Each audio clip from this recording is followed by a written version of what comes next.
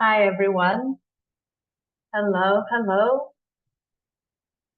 I hope you can hear me well. I see that some of you are still connecting.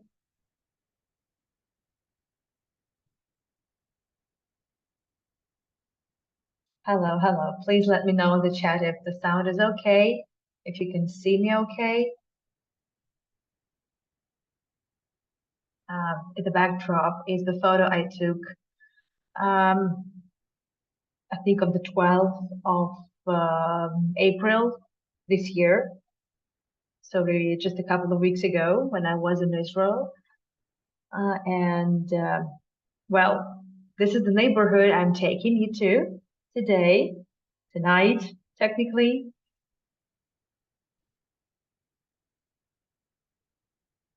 The chat should be working.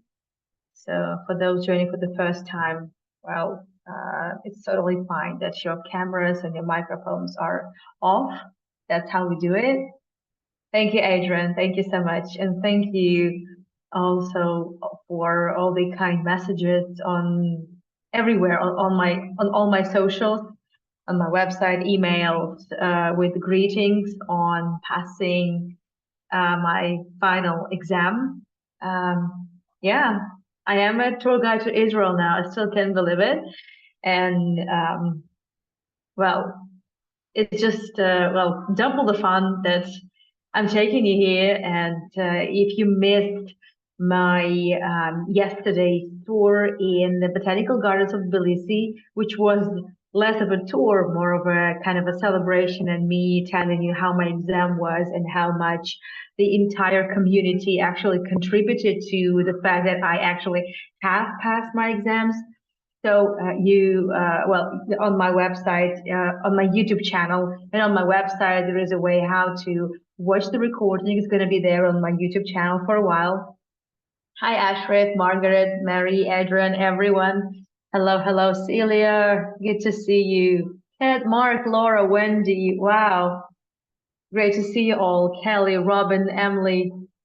That's great. Thank you so much for joining. Hi, Anne. Lovely, lovely. Before we begin, and we should start really any minute. Oh, thank you, Adrian. Thank you. Actually, I didn't really cry. I mean, I did cry a lot just the moment I learned the news. I couldn't believe it. I texted a couple of my group mates, to my professor, to our curator of the course, Ben. I texted everyone, like double checking. Is it a pass? Is it a pass? Please tell me, tell me. So yes, I passed. Because next morning I got an email from the Ministry of Tourism with a long list of instructions how to apply for actual license. Because obviously I still don't have a number of a license, so I am a tour guide, but I don't have a license yet anyway, and it's gonna take me, I assume, at least a month, but something tells me it's going to take even more than that. So it's not like I'm going to be just sitting idle and not taking you to Israel. Virtually, I will be. Actually, hi Dolly, hi everyone. Actually, I already have a bunch of tours scheduled. Well, on the chat, I just shared with you that there's one more tour I'm doing tonight. I'm taking you with virtual tours to Peter and Paul Fortress, to the political prison. And tomorrow I'm doing two virtuals. One is a live walk in Tbilisi. It's supposed to be the last episode of Sololaki neighborhood tours, but I'm not entirely sure it's going to happen exactly as I planned it to, because it's been raining cats and dogs. Well, I mean, yesterday's tour was also, I would say, I wasn't sure whether the tour actually would happen because of the weather, but it's been raining really heavily today, and I'm not sure what happens tomorrow. And tomorrow's tour also involves taking a funicular, going to the highest mountain in the area with this funicular, and I'm not sure whether it's going to be operating at all. especially, well, I mean, plus it's also Orthodox Easter, and I don't know what happens tomorrow. So we'll play it by ear, but the tour is going to happen no matter what, but it just might be something different from what is there in the description. So please, well, bear with it. And of course, the second episode of the Russian Museum. So, and as I said, I'm not putting on hold my Israel tours. So next weekend, on May 12th, Sunday, I believe, I'm taking you to the German colony of Jerusalem, but it's going to be the different tour. It's going to be the area that I didn't have the time to show you. We had one tour of German colony before my exam, and in that tour, I also included the train station. But this time, I'm taking you to the new area. Well, the one that I haven't shown you of the German colony in Jerusalem, and I'm taking it to the Templar Cemetery. So that old 19th century cemetery where the founding fathers of actually all German colonies in the Holy Land were buried. Yeah, and a bunch of tours scheduled for next weekend as well. I just didn't have didn't have time, and I thought it would be a bit too much to share every tour here on the chat. And of course, as usual, on my website, all the tours are already up. Our collector's website. I'm getting another minute before I get down to the Nachlaot tour. The website, again, the virtually.com, is being attacked by bots. And it worked today, sort of, but it's not 100%. And I've had difficulty uploading my new tours. So make sure you double check. So if you want to watch this or that tour of a certain guide, just double check. That's it. Yes, Dolly, exactly. Yeah, and as usual, here are the links to my PayPal, buy me a coffee, on my YouTube channel, the recording of Misha's birthday cooking tour, and yesterday's celebration tour are there. It's going to be there for a while. So if you haven't seen it and you want to, well, enjoy. So this is it. Enough of all this housekeeping and announcement and everything. Thank you, Maria. Thank you. I hope so, Ashford. But I hate canceling tours. And even if I know that the tour is not going to happen the way it is like originally been planned, well, I'll find something else because I hate canceling tours because, as you know, it's not just work to me. It's the most favorite thing it's the most favorite thing ever. I mean, job-wise. So that's why I always kind of suffer and feel horrible when tours get canceled. It sometimes happens, of course. So we'll see how it goes, but I can't promise you it's going to be what's there on the description. Okay, so it's high time we started, and that's exactly where I'm taking you to the 19th century, late 19th century area of Jerusalem. And I know it doesn't look like Jerusalem. It looks like many other areas, but well, this is not the old city of Jerusalem, so it is different. There's a lot there. Plus, this is also the area where the famous Mahane Yehuda Market is, and that's where we're also heading to. That's where we're also heading to tonight. So it's kind of the two neighborhoods basically facing each other, and they're so different. I mean, the Nachlaot neighborhood is originally and still largely is a religious neighborhood, Orthodox neighborhood, Sephardi and a little bit Ashkenazi originally how it was. And Mahane Yehuda Market, which is actually built also on the let's say on the free spot where another neighborhood was established. Now it's such a vibrant, largely secular market. I mean, yeah, it doesn't work on Shabbat, so it means that the people living in the neighborhood, Orthodox Jews, all the Jewish people who keep kosher, they go there. It's fine. So it's good. So it doesn't really contradict I would say in general how things work there in this area of Jerusalem, but still I would say the vibe is still quite different. So let's see how it works. So let's not waste any more time. And yes, obviously this tour is also being recorded. That means that if you're late or if you have to leave earlier, you'll be able to watch it at your convenient time and date. Well, but let me first of all, I can still take you, at least in the photos, to the old city of Jerusalem. The thing is that the old city is from 3,000 years old. Obviously, the architecture is not 3,000 years old, not even 2,000 years old, obviously. And I talked a lot about the architecture of the old city. And if you miss those tours, they're available for my sponsors 24/7. And if you want to watch a particular tour, also feel free to text me, and we'll sort it out. But is about this tour is different. This tour is actually about or the result of what happened in the 19th century. Especially, well, in the 19th century, starting from 1516 up until 1917, this land, the Holy Land, Jerusalem, and the entire Holy Land was under control of the Ottomans. So it was the Ottoman Empire, Ottoman Palestine. It's the region. I once again stress that, just for the sake of actually being fair, and sticking to the facts. So, and in mid-19th century, the Ottomans allowed and encouraged and really put forward the pilgrimage to the Holy Land, of course, to Jerusalem, Christian pilgrimage, also immigrations of the first Jewish immigrations to the Holy Land as well, and that gave a huge influx to the development of the infrastructure, and that's hence the tour of the train station that I did a few weeks ago. But obviously, the old city of Jerusalem, that has always been just 1 square kilometer in total area. That was impossible just to imagine how all those pilgrims coming in thousands, all those Jews, Christians, actually also Muslims. How was it possible to live just within this 1 square kilometer? It was not possible. But the problem is that it was also very hard to live outside of the walls.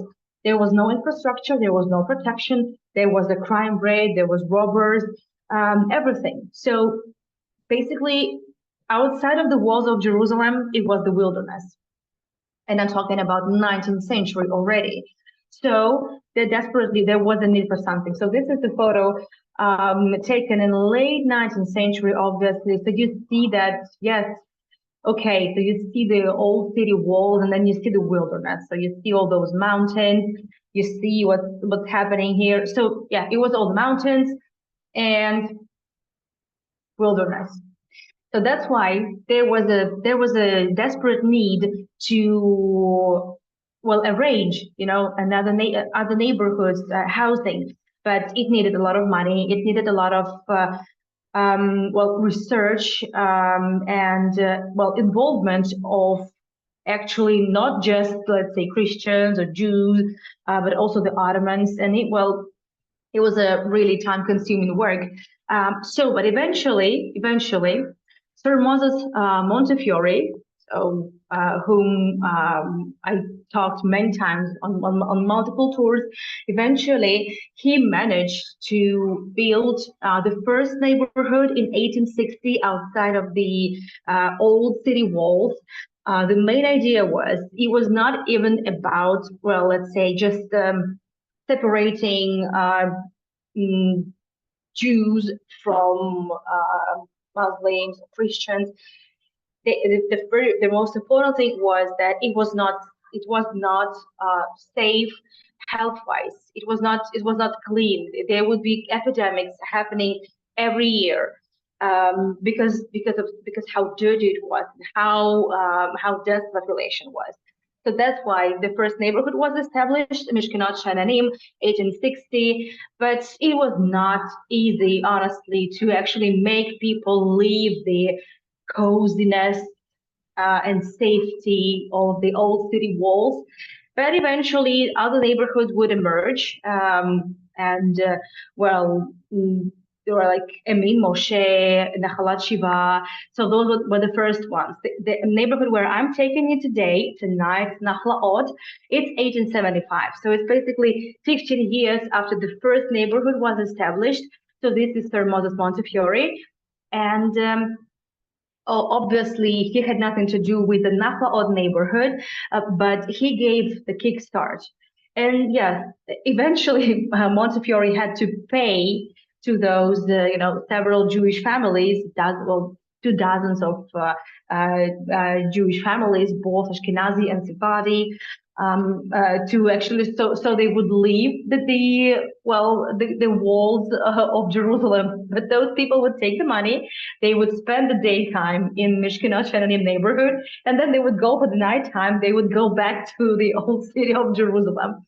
Well, that's because that's how it was. It was psychologically also very difficult. But at that time, I would say 1 year, it felt like 5 years, 10 years, because like the events that would happen within just 1 year, starting from 1860, it definitely, there were like so many events. It was so eventful. There were so many things happening. Before that, before mid-19th century, we even don't know much of what actually happened in the Holy Land. The Ottomans were not really interested, and it's still, quite a mystery. We know some things, obviously, but starting from the second half of the 19th century, it would be absolutely different, and that was quite an upheaval. So this is how, really every couple of years, new neighborhoods would be established, and by 1875, it was already fine, and it was really very important to actually develop territories all around the old city. And this is how the Nachlaot neighborhood emerged. Why am I pausing here? Because the most important thing, of course, for all those neighborhoods would be the sources of water. And that was the most important thing. Once there is a water and once there is walls, because there was still this walled kind of the outlook, the frame of mind, because people needed protection. And yet around Jerusalem, it was all wilderness. So that's why what you're going to see every here and there, you will see this. Actually, this is the well. This is the water source. And we will see, we won't see all of them, but we will see the neighborhood. The Nachlaot actually means homestead. And there are 23 cloisters, basically. So 23 homesteads put together. And you've seen also in this photo that I sourced from, I think it was in Wikipedia, that photo from the bird's eye view. So those were like, rectangles and squares. So basically each of the homesteads, like cloisters, is just a separate small mini neighborhood. So starting from 1875, the neighborhoods would grow, and many, since it was also, of course, it was a religious neighborhood, mostly for Sephardi population, but not exclusively. So there are many outstanding, rabbis, also a lot of future politicians, and also, like I would say people who either fought or, kind of arranged the establishment of the future state of Israel that would happen much later. So, for example, Rav Binyamin Halevi was one of those, I would say, distinguished members of the Nachlaot community. He originally is also from a Sephardi family, and let me take you again over there, just kind of not to cause any more, like even more confusion. So Rav Binyamin Halevi is one of the outstanding Sephardi rabbis. He was basically at that time still 1875, 1870s, and even before that, it was not easy because still the Jews were the minorities. Jews and Christians were considered by the Ottomans are minorities, and they were called dhimmis, and they had to pay certain tax kind of for protection, to be protected by the Ottomans. But there was not much work. It was, well, the level of poverty, and as I said, the hygiene. So there was a lot, and there was also many Jews were coming at that period, and there was no housing. So Benjamin Halevi did a lot, to facilitate, the kind of the aliyah for those Jews just coming to the Holy Land, and that was the, I would say, extremely important. And well, now, well, like us who made Aliyah just 2 years ago, it's, well, the procedure, and you're given some money, that will be enough for half a year. You're given a lot of like perks, discounts, and support. There was nothing like that in 1875.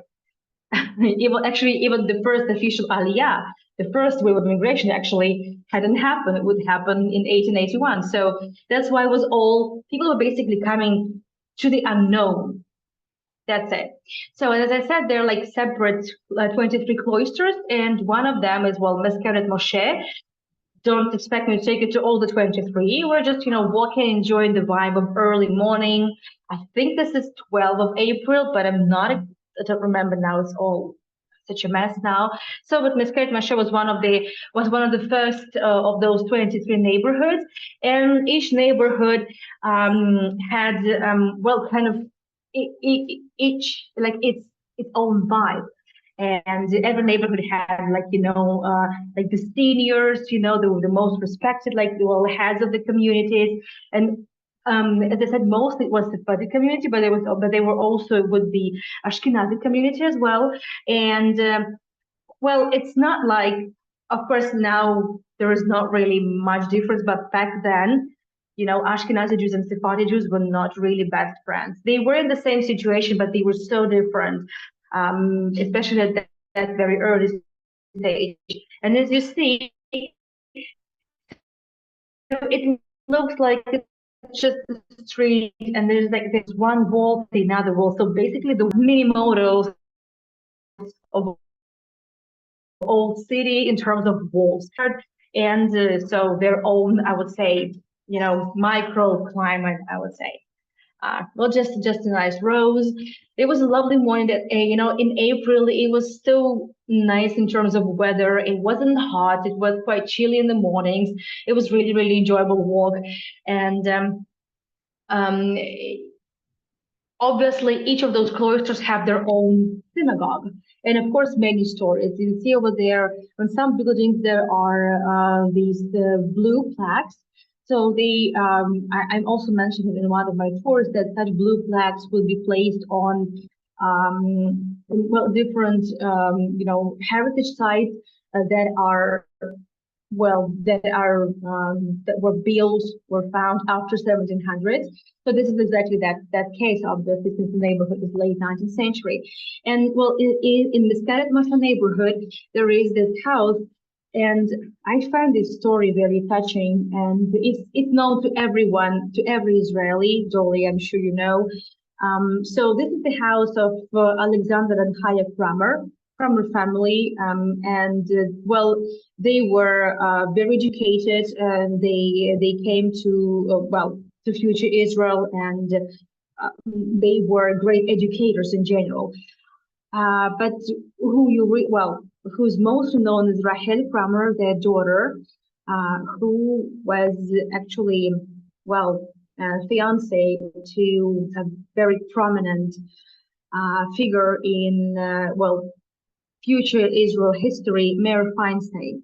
So Meir Feinstein, and as I said, this neighborhood was exactly I would say, the whole, kind of a home to many, future leaders of Israel, or future founders of Israel, politicians. I'll also mention some of them. Well, Meir Feinstein, he died before he could see the establishment of state of Israel, but really he was just really he died a little earlier. So just next year in 1948, the state would be established. Meir Feinstein is deemed by many Israelis as kind of a terrorist.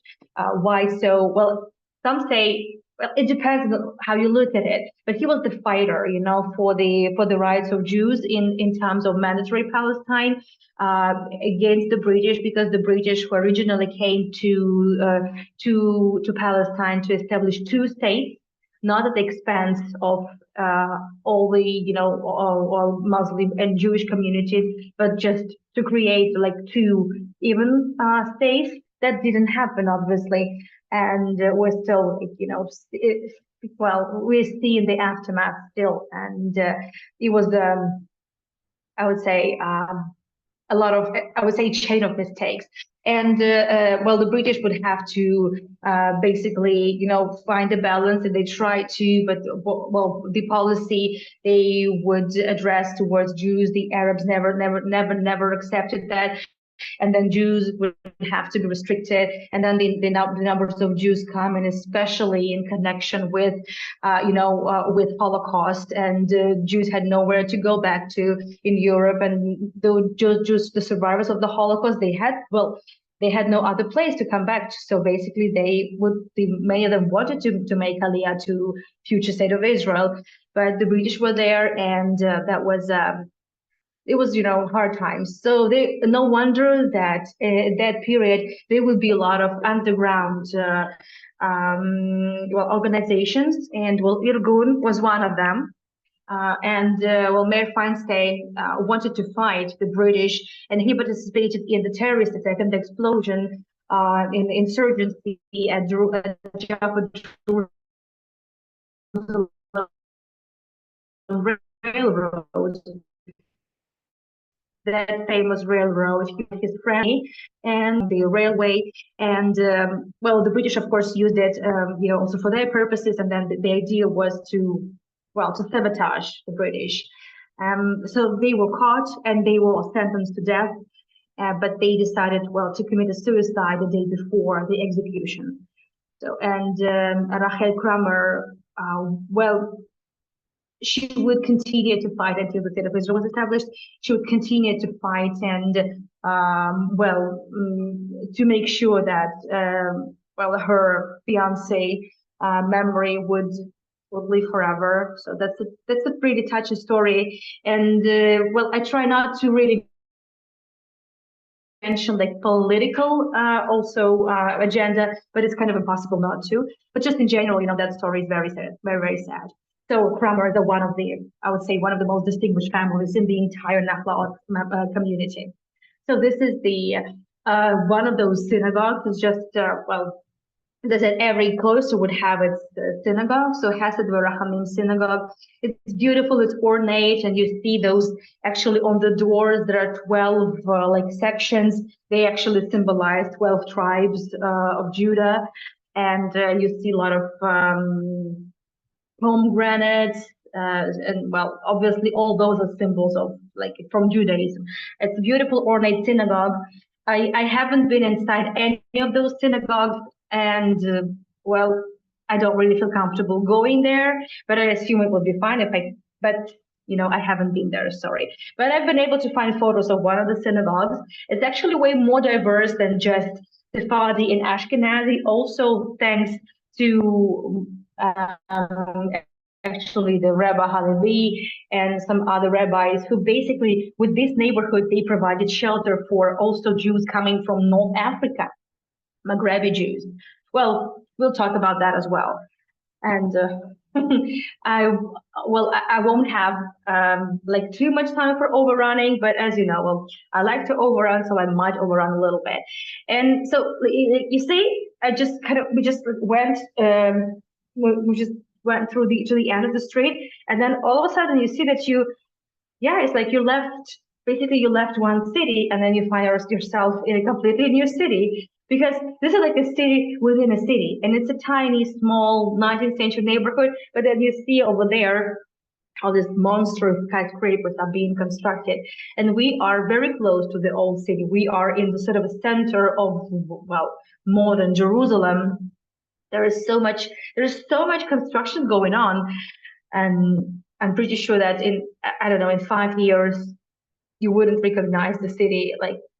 There's a lot happening there, of course. I was surprised to see that actually some neighborhoods, some houses that are free, well, for rent. I didn't know that. I'm not sure how expensive it is, but it's definitely a very expensive neighborhood to live in. And of course, everywhere around the city, you will see these posters uh, demanding to bring those hostages home. So this is really heartbreaking. There's a lot of art in the streets in general, I would say. I'm not sure if it's really just the artsy, people living in the area, but most of the art would be, of course, related to Judaism, to Judaica, and obviously there are playgrounds, and there are I would say there is everything basically you need for the community. So there is a market where you would shop. There are many also shops basically along the Jaffa Street. It's basically around the corner, the main street that would actually connect the old city and the 19th century city and 20th century city. You have everything. So basically, I assume that they don't even, the people living in the neighborhood don't really need to go outside of the walls of Nachlaot. They could easily survive, just staying within their neighborhood for weeks. I'm pretty sure. So anyway, and so as I said, 1875, there is still not really much going on. So basically in 1881, the first wave of immigration would take place. And this is when the first ship would dock to the shores of Jaffa. The Ruslan ship, also I mentioned in one of my tours when there was a big aliyah from the Russian Empire as well. So all those people had to leave somewhere. Obviously, it was impossible for everyone to live in Jerusalem, and not everybody wanted to live in Jerusalem. The immigration waves were also very different. Some immigration waves were quite religious.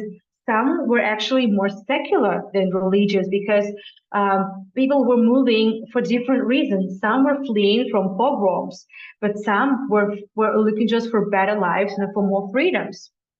I would say this is exactly the spot where I took the photo for the backdrop. A lovely, lovely place. There is, I would say that Nachlaot is really cozy, and actually it has preserved that vibe. I would say this unique vibe, and it's still there because, well, unfortunately, the neighborhood of Mishkenot Shananim, the first one, it's all empty. People bought property in the 20th century, but they only come like once a year, for some pilgrimage, one of the 3 pilgrimage holidays. But other than that, the neighborhood is empty. The Nachlaot Shiva is a very, I would say, upscale neighborhood with lots of cafes, very, very touristy. But this one is different. And well, Rebbe Aryeh Levin is also one of the, I would say, extremely distinguished inhabitants of the neighborhood. He is actually that rabbi who would be the confidant of all those underground members of underground groups that fought for the rights of Jews against the British, against the Arabs. And exactly, he was supposed to come in the morning before the execution of Barazani and Feinstein. And the thing is, he could have been killed. What Barazani and Feinstein did when they were held in prison, they were incarcerated in the Russian compound, which is very close as well. I'll be taking it to the Russian compound as well because I have a lot of footage of the Russian compound. Obviously, it's important for me because it's a Russian compound, but there is a lot more than just Russian heritage in there. And Rav Levine was there, before the execution, and he could have been killed because Barazani and Feinstein, they actually they arranged to they asked to bring them a bomb, and well. Their friends brought them the bomb, and it was disguised as oranges. And the actually original plan was to for this bomb to go off exactly the time that Rav Levine was there, but they had to change the whole plan just to make sure Rav Levine wouldn't suffer. And well, these two are very different houses, right? This is definitely a modern house. So this is already the outskirts of Nachlaot. And these one-story buildings are actually the oldest. And they were actually, we are now like at the borders of two neighborhoods, basically. So behind our back is still the Nachlaot. This neighborhood is the Beit Yaakov, and basically, obviously, administratively, these are different neighborhoods, and they have of course, they would have like different service companies and this and that. But what is important is that one neighborhood would connect to the other neighborhood, and then the other neighborhood would connect to the other neighborhood. And this is how eventually all these neighborhoods would create a big, big cluster. And they would, eventually this would shape, I would say, the new old New Jerusalem eventually. But of course, now you can't really tell where, okay, well, if you don't really know, you can't really say, okay, so this is definitely two very different neighborhoods. Of course, it's not like that. And what you see here is the photo. Actually, this photo is taken from Wikipedia, but there are, some other photos taken by one of the photographers. And this is 1948. So actually, after the establishment of the State of Israel, just the next day, as you also may remember from my tour, so I'm sure many of you are very well aware of what I'm talking about, even know better than I know. So the 1948 war started, and the old city of Jerusalem, Eastern Jerusalem, and also Nachlaot neighborhood, they would be occupied by Jordan up until the Six-Day War in 1967, and of course, all the inhabitants would be evicted. They would be exiled, but for some time they would be under siege as well. So that's how things were, now you have seen some Orthodox Jews walking in the neighborhood, and you see there at the back modern buildings. I would say very expensive neighborhoods, but it's really hard to say which is more expensive, the Nachlaot or the modern buildings, because Nachlaot has the vibe and a big importance, like spiritual importance. But of course, the modern housing as well has its a lot of I would say advantages as well. Hard to say, but both are very, very expensive. And I mentioned also that it's not just Ashkenazi and Sephardi. Well, now I would say the ratio is different from what it originally was. Out of 23, just several were Ashkenazi communities, as I said, because the Sephardi communities at that time, they were still mostly Sephardi Jews. The first, I would say, large numbers of Ashkenazi Jews would be coming starting from the first Aliyah, 1881, and further on. So, the Sephardi were the first ones, I would say, largely. Of course, it's kind of not that distinct, but largely that's the situation. But also, it wasn't just Sephardi and Ashkenazi. For example, so there is a Zarua, a synagogue, and so that synagogue is quite special because, it was arranged with the help of actually Sephardi rabbi, as I said, and also Rabbi Amram Aburbe as well. But that synagogue was for the Jews coming from North Africa, Maghrebi Jews, and I would say that there is a, like there is a Sephardi Jews originally that came from the expulsion from Portugal and well, Spain and Portugal. Then there's also Mizrahi Jews, is basically the Middle East as well, a little bit of Africa, Morocco, and there is also, I would say, the Jews coming from well, North Africa. Well, Libya included, and like there is a lot in common, like they overlap, but there's also differences. So actually, and back then in the 19th century, the distinctions were much, much bigger than they are nowadays. So, and as I said, those Jews, they needed protection, they needed support, and they found support here. So they had a synagogue, they had a community again, as you see. So this is another cloister, another well. Some of them are still used. So I think the one that we just seen is actually used. This one looks like it's sealed. Well, I've seen some sealed ones, but I have also seen some, at least they seem in the running condition. And when I mentioned also the vibe, I would say the regional vibe of the Nachlaot neighborhood, you actually feel that people live here, not really tourists. You don't feel like you are in a touristy area. So this is also special because, as I said, well, I would say the first neighborhoods, they are quite upscale, and well, now like in Mishkan Sharanim, nobody lives there. It's just very, expensive property that people have but don't really use it.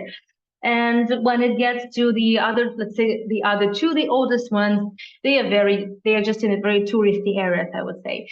So that's why, well, it's different, but here the people are still living. So I would say that in general, the founding fathers of the Nachlaot they would have been really, really happy had they seen, that there's still this vibe. And I haven't seen any shop, any museum, only the synagogues and only the neighborhood. And now I'm outside of the Nachlaot, and I suggest we have a Q&A in the end because I predict I can tell fortune. I know I'll be overrunning. So, and I suggest I do the tour and we have this vibe, of the Nachlaot neighborhood, a little bit of story around it, the broader context, and then take it to the market. And then after everything you've seen, you'll ask the question and you'll share like how you feel the vibe of the area. And we are now actually outside of Nachlaot. And actually, I was staying in that neighborhood. There is like it's a kind of a hotel, but it's not exactly a hotel. So this is where I was staying over there. And well, the idea was to stay as close as possible to the Mahane Yehuda Market, and also not far from the area where I was supposed to actually be leaving, starting from the next day. And I was staying in the German colony because this is where my exam would be, and so that was the idea. So this is a really well, now you kind of see that, oh yeah, so it looks like just one wall with just some arches. So definitely there is, like a division. And this is my room. I also wanted to share with you what it's like inside, because as I said, you can't really go inside. Well, technically you can, because and of course two beds, because you are in a religious neighborhood.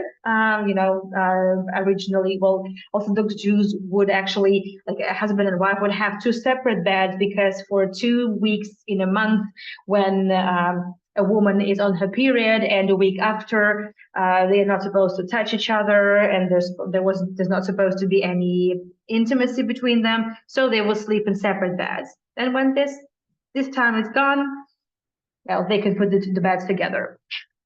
This is, by the way, the photo of the Nachlaot in the it's Jerusalem, it's Nachlaot, and the area around it. I don't remember exactly which year. Well, but it's the snow. The snow. Yeah, there are some photographs of Jerusalem in snow. Actually, when I was in Jerusalem in 2012, there was also snow there. I actually saw kids, playing snowballs. That's how much snow there was.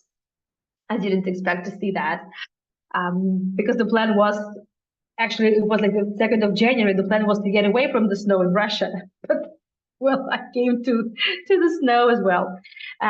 So technically, you can go inside those, those homesteads, but if you would feel like you're invading. So I did not. But since I was staying in this neighborhood, I actually, I could go inside, and I'll show you the courtyard. Obviously, this building was extended, it was refurbished, restored, but there's a balcony there. Actually, so it's very, really affordable also because there are no tourists now because of the war. And, it was really, really affordable. For one night, I actually paid about 150 shekels, plus tax, plus VAT. It's really, really affordable for the heart of Jerusalem, I would say. And it's not a hostel. It's not. I'm too old for hostels already. Like, no. So that you see, and like in here also, you don't really feel, when you're on the balcony, you don't really feel like you are in tourist city. You don't. And you get to see the old roofs. That's the idea. And of course, it was early morning, and I couldn't really hear the hustle and bustle from the Mahane Yehuda Market, because actually it's really a stone throw away from where I was staying. Honestly, just really across the street, and that's the courtyard. So yes, it's refurbished. It's but originally that was just also, of course, there was also a kind of a hotel, for also for the, for those who came, who was coming to Jerusalem, obviously in late 19th century. So, but it was, as you see, not really much has been changed, and the vibe is still there. It's cozy, of course. And there were people actually there. They were tourists. I assume they were also. I've seen some religious families, but I'm not sure. Like, I didn't really interact with anyone, and I stayed there just for one night, so I didn't really see much.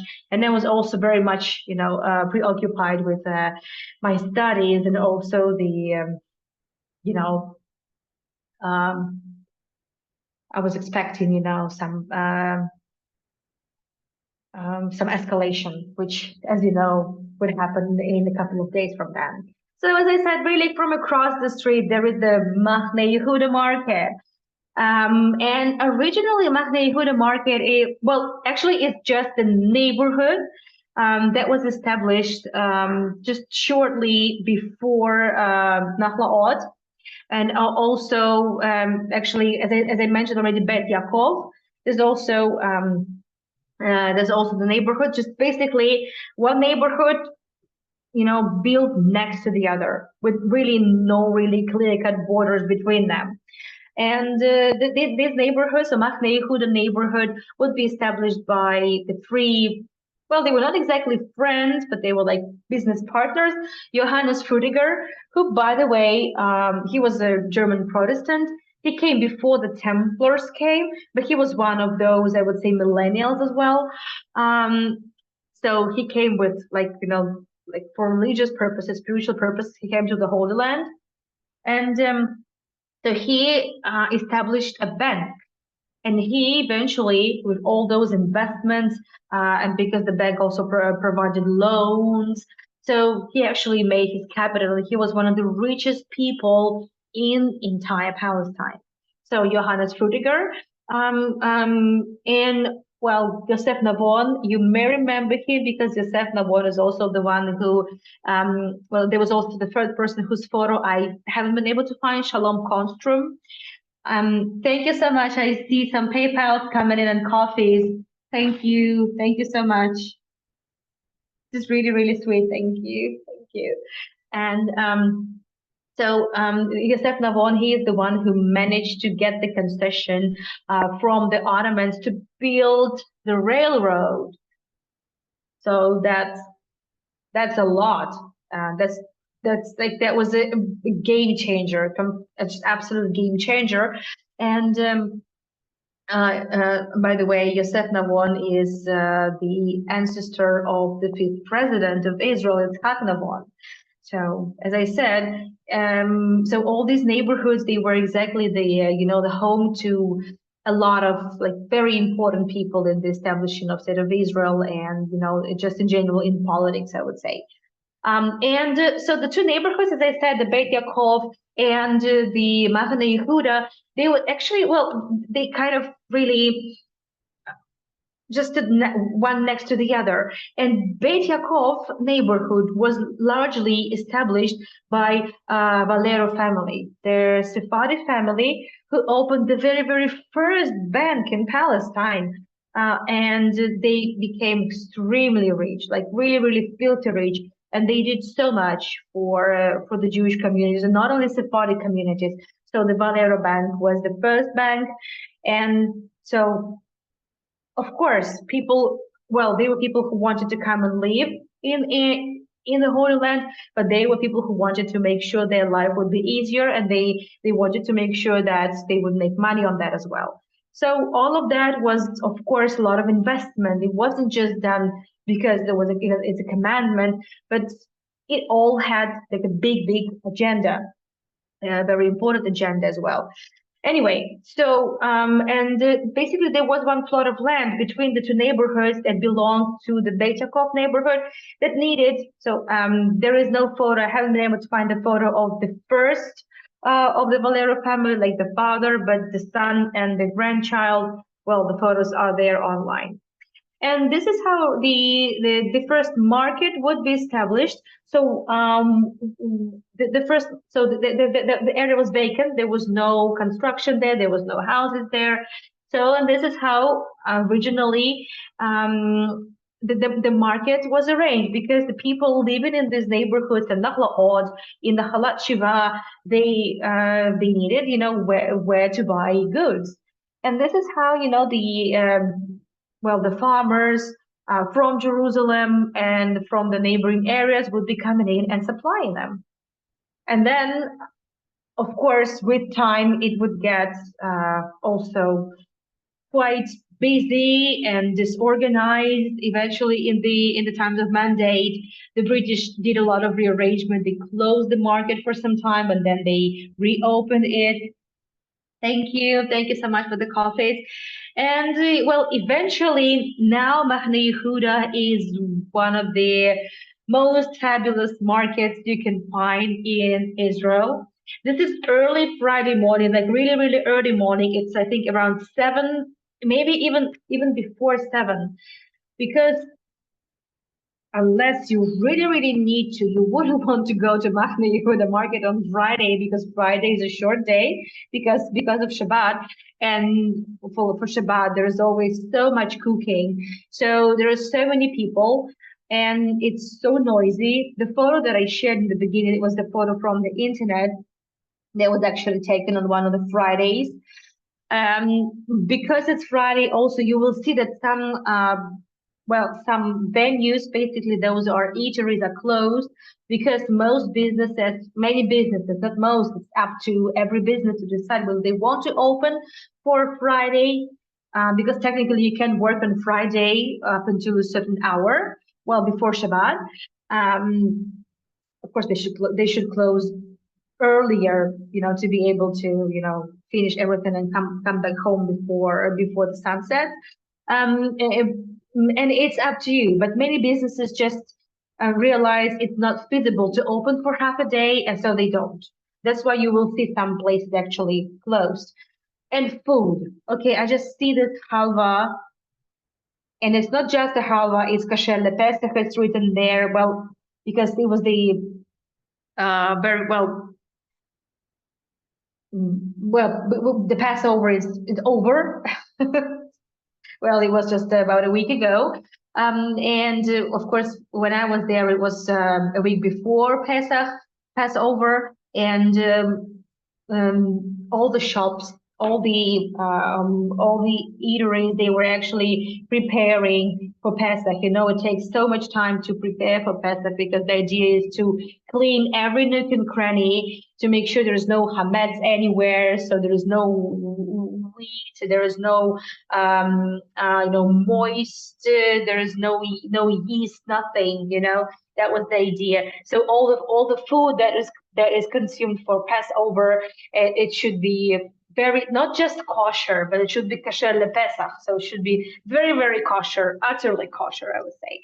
And so that's why you'll see that. So as I said, so yes, technically the market is the market is kosher. It would close for Shabbat as well. But in general, in the vibe, especially if you go there on Thursday evening, you will see there are parties. Um, there are a lot of seculars. You won't really see a lot of Orthodox on that at that time. So you will see mostly the young people that live in Jerusalem or people coming from all over because it's the area is such a magnet for everyone. And well, I was there. I came on Thursday. I came on Thursday evening. I checked in the hotel and I was terribly hungry. And I just came. I was honestly, I just followed the noise. It was so noisy. There was loud music. There was really like parties going on. And I thought to myself, really? Aren't those people like afraid of the escalation? Aren't they afraid of like the threats?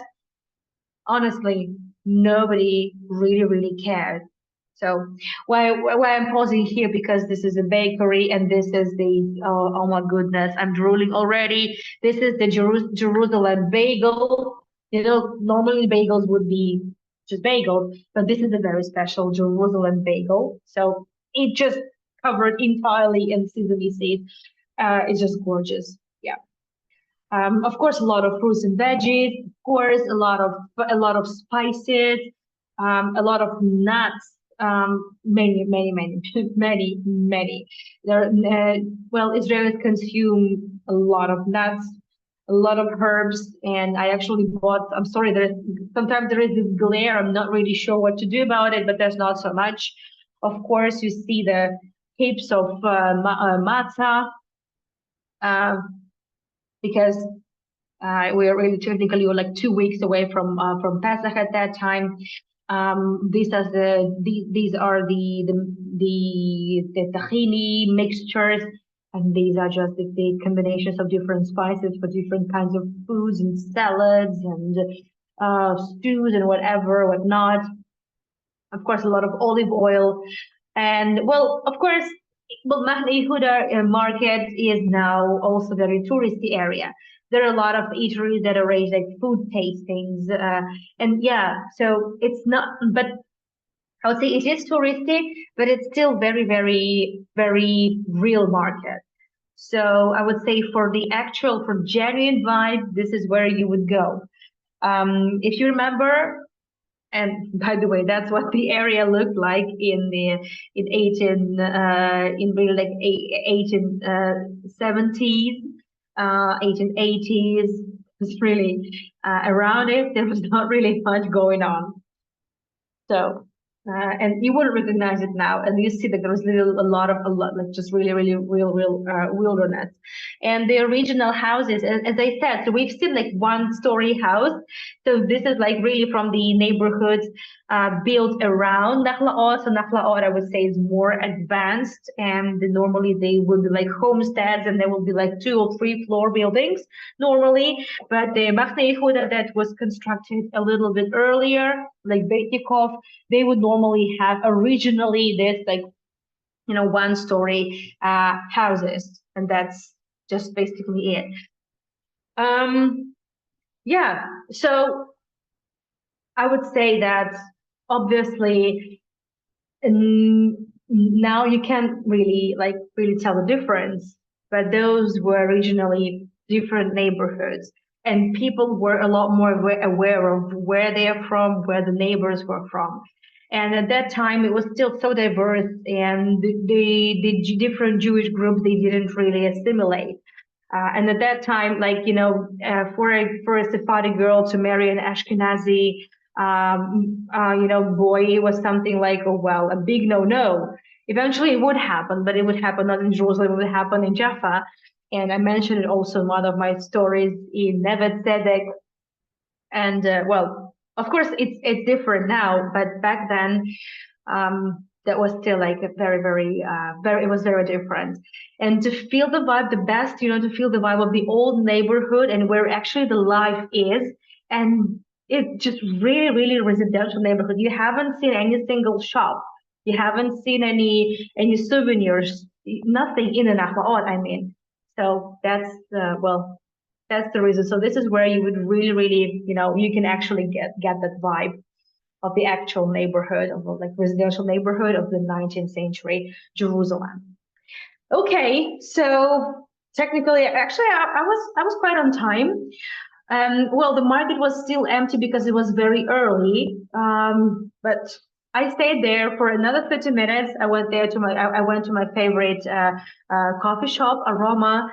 And when I left Aroma, I could hardly see the street, honestly, because the entire Jerusalem, it looks like entire Jerusalem really, really goes to the shuk. The shuk, so the hashuk, the shuk, so the market. Shuk is a market, so the market, because the Mahane Yehuda is the market. The chat is open for questions and comments if you have any. Thank you so much, Ashris. Yeah, it is a lovely neighborhood and it is cozy and well, like I didn't really feel like I was invading just walking down the streets and filming. However, I did try not to film people, especially well that gentleman that was going for a prayer wearing a talit.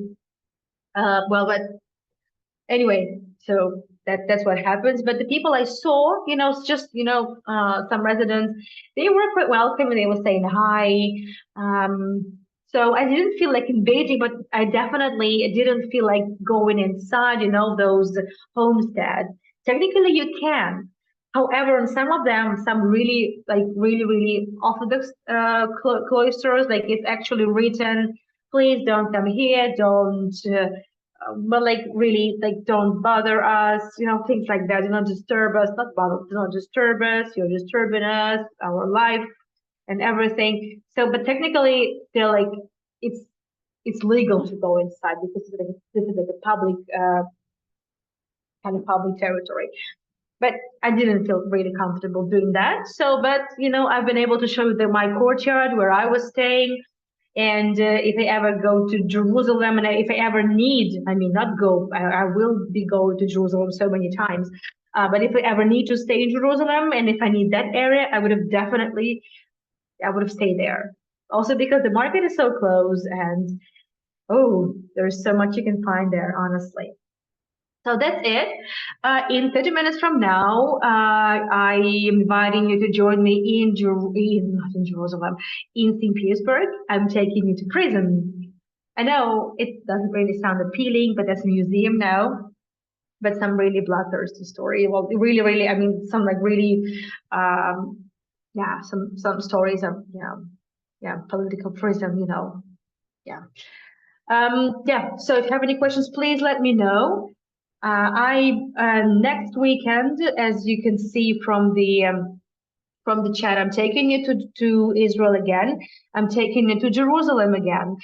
Well, during my last day, I was also able to film something more, and I'll be taking you to the area of the German colony in Jerusalem. Well, I did this tour before, but I haven't shown you everything. I knew I wouldn't be able to show you everything. So I was showing you the area that I haven't shown you yet, and I'll be taking you to the old Templar cemetery of the 19th century. It's tranquil, it's beautiful. Jolie, I know you don't like cemeteries, so I kind of warn you, but half of the tour you'll be able to endure because it's not about the cemetery. But the second part is about that, so you can play it by ear. No, it's not creepy. No, Jolie, it's not creepy. It's actually a very cozy cemetery. It's very quiet. It's actually closed. In order to actually go to the cemetery, I needed to take a key from a monastery. and I had to leave my ID there as a deposit and everything. So, and I opened it with a key, and I was the only person there, and it was so quiet. It's just Emma Raphaim. It was so quiet. It's so nice there in the cemetery, honestly. Thank you, Vicky. Yeah, I know it sounds weird, like it's such a cozy cemetery, so welcoming, but it was in a way. So I'm just telling the truth. It's not creepy at all, Dolly. It's not, honestly. And well, I would think maybe a Jewish cemetery for you would be probably more creepy because, but that's quite a different story. Thank you so much, everyone, for joining. Thank you for the PayPals and coffees. The links are there. If you wish to support me, for those who have supported me, thank you so much. It means a lot to me and my family. And I'm so happy that, well, I am able to take you to all these beautiful places in the three countries. So I'll see you in St. Petersburg in 30 minutes. And tomorrow I'm taking you to to Salalaki neighborhood of Tbilisi. Again, as I said, I'm not sure I'll be able to actually to fulfill the entire program as announced in the description because of the weather and Easter. We'll see. I can't promise. I am sorry in advance. And I'm taking the Russian Museum tomorrow night. And many tours are already scheduled for next weekend as well. It's on my website, annayourguide.com. Thank you, Ashrid. Thank you, Maria. Thank you. Yeah, I know Rafael means ghosts, but there are no ghosts there. Not even giants. Nobody. Nobody. Yeah. And plus, that area is now one of my favorites. Also, it's always been like since I learned it. But since I've been there for the first time. But it's now especially due to me because this is where my exam was. And since I haven't failed, I really like this area even more. Yeah. Yeah. See you, Ashley. See you, everyone. Thank you, Margaret. Thank you. Thank you so much. And I'll see you in 30 minutes. Actually, in 25 minutes already in St. Petersburg. Bye bye. Well, Dolly, well, okay, at least you are in Israel and you can kind of technically, get a Jerusalem bagel. For me, it's kind of a little bit more complicated, I would say. But I still have some matzot. Yeah, of course, in Jaffa you can find them. Yeah, absolutely. Yeah, but I still have some matzot from Bnei the ones that I bought from the synagogue here in Tbilisi.